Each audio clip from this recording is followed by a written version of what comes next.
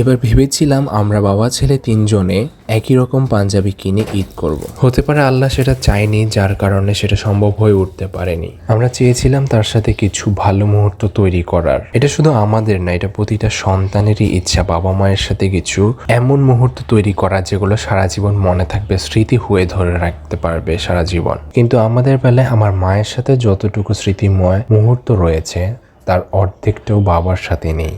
তাকে সবসময় দূর থেকে দেখেছি, দূর থেকে ফিল করেছিলাম, কাছ থেকে পাওয়ার ওরকম সুযোগটা ছিল না। এখন এটাই মনে হচ্ছে যে হ্যাঁ, এটা আমাদের ভাগ্যের ছিল না। তো এইবার আমি আর আমার ছোট ভাই একই রকম পাঞ্জাবি কিনেছিলাম, আর এই পাঞ্জাবিগুলো আমরা নিয়েছিলাম আল ইহদা ফেসবুক পেজ থেকে। পাঞ্জাবিগুলো আমাদের দুজনকে কেমন মানিয়েছে আপনারা একটু কমেন্ট করে জানান। আর আমরা দুজনে একই রকম পাঞ্জাবি নিয়েছিলাম, সেটা কেমন হয়েছে অবশ্যই কমেন্ট করে জানাবেন।